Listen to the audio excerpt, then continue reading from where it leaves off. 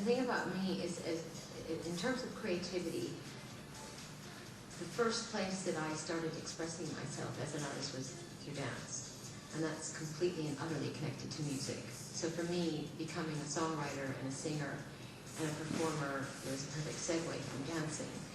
And I think that even when I get involved in film projects, I always think of them in a very musical way. I think about what music's going to be scoring the scene.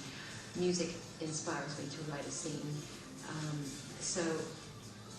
I feel like music is still very much an integral part of every aspect of my creativity. I'm always going to want to write music, and I just feel like music speaks to people in a way and that no other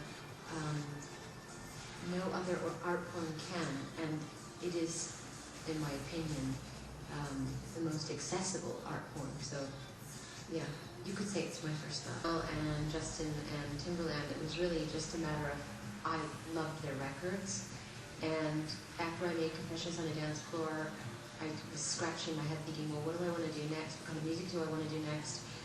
And so I asked myself, well, whose music do I love right now? Who am I listening to? What records am I buying? What makes me excited? What am I excited about right now, musically? And it was those three.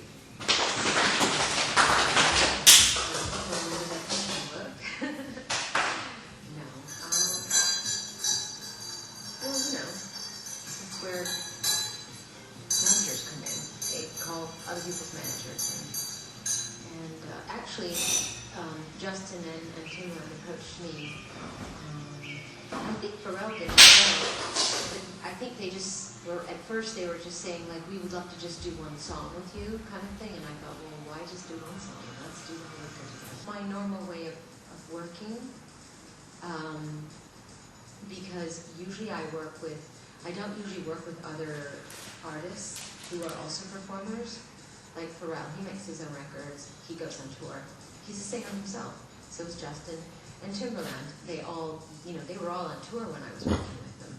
So it was a little bit of a different energy working with other performers. I'm used to being the diva in the room, and the person I'm with is much more of a support system for me. So I had to adjust to, sharing diva space. Yeah.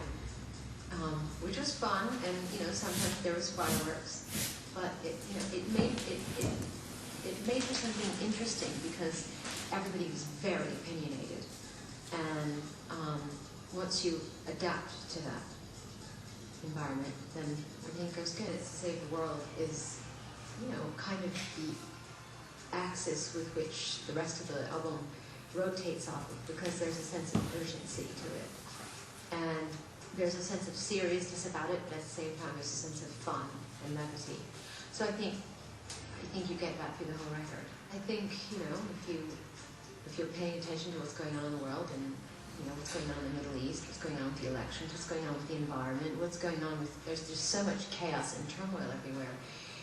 And all signs point to everybody better wake up and start paying attention and the world around them, and what are you going to do about it? Are you going to be a part of the problem or a part of the solution?